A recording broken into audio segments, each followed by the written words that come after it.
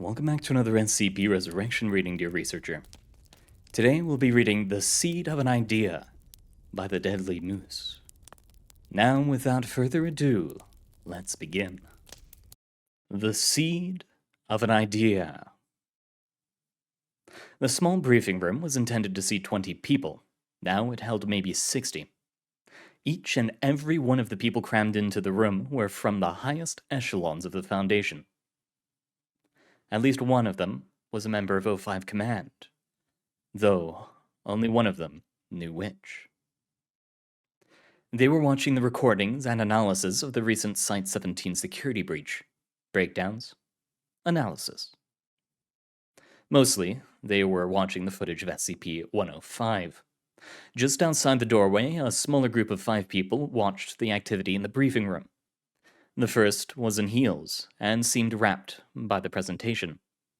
The second wore a top hat and a glum expression. The third wore a suit and looked serious, accented by a somewhat military air. The fourth wore spectacles. The fifth wore a nice pair of gloves. Cordovian leather. These 5 were not members of O5 Command. An unromantic way of putting it would be that they belonged to O5's secretarial pool.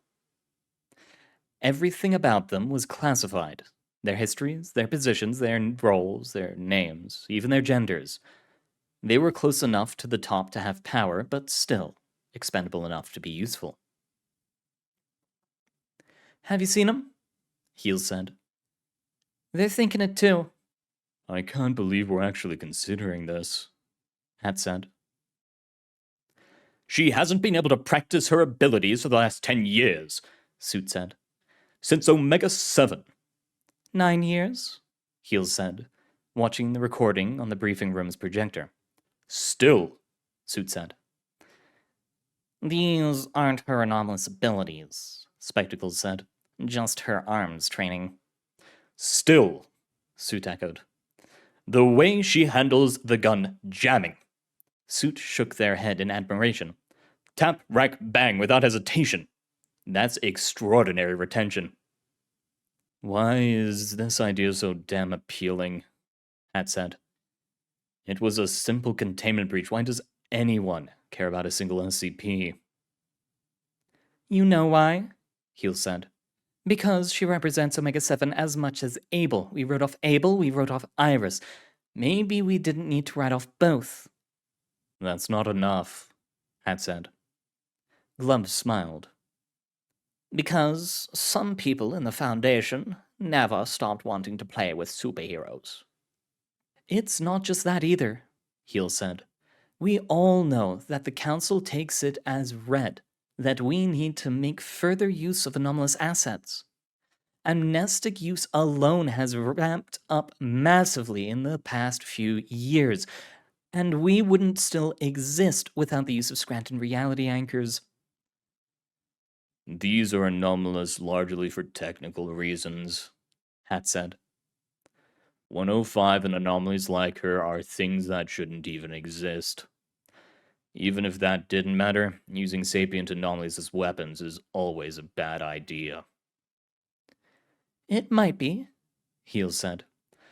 "But just look at her. She took down 5 hostiles and helped shut down a breach. You've seen her psych profile. She's absolutely loyal. And with her abilities, if we allowed her to develop them again, her potential is..." "Potential?" Hat asked. "What you're proposing is to take an SCP, one of our safest humanoids to boot, and make it much more dangerous. And that's just for starters. Which other SCPs are we going to include in this project? Are we going to jump straight into running 076 again? How many sites do you think we'll lose this time?" "We know we're smarter than that now," Heel said. "Are we? Why is this necessary?" "You've seen the archives, same as me," Heel said. "Back when Omega-7 existed, how many SCP objects had the Foundation archived? How many have we archived since then? How many have we archived in the past year alone? They all knew the answer. That doesn't make this the right response, Hat said. Not what we're discussing. Not an anomalous task force. We're at our limits. We can't just passively contain anymore. You've seen all the reports I have. All the new thawmills we've been forced to create. We need to go further.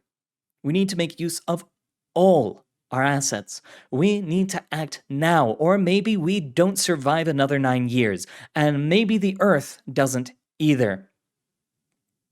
A task force doesn't solve that problem. Maybe not. Maybe not right away.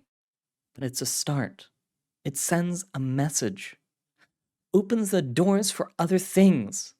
The cost will be too high. You should know that. I have some concerns as well, Suit said. Project Resurrection will already suffer from comparisons to the Zero incident and the Kondraki debacle. Omega-7 is one of the few projects imaginable that people might have a bigger problem with remembering than the destruction of Site-19. I understand that, Heel said. But just look. Heels nodded at the group in the briefing. They were watching 105 take out the invaders again. An analyst was explaining why Team Iris had been shuttered. She was taking questions. People were asking questions. The queue for the microphone stretched into the hall. If we don't do this, Heel said, someone else will a few years down the line, and they will do it wrong. I have to admit I'm surprised at the response, Suit said. I thought a lot of people considered 105 irrelevant after all this time, without a camera pretty much neutralized. Some did, Heel said. Many don't. If I may, Glove spoke up for the second time.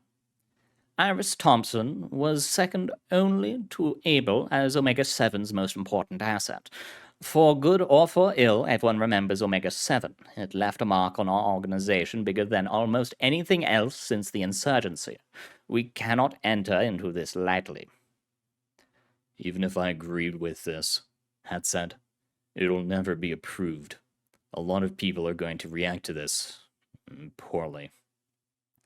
Any change of significance makes people angry, Heel said.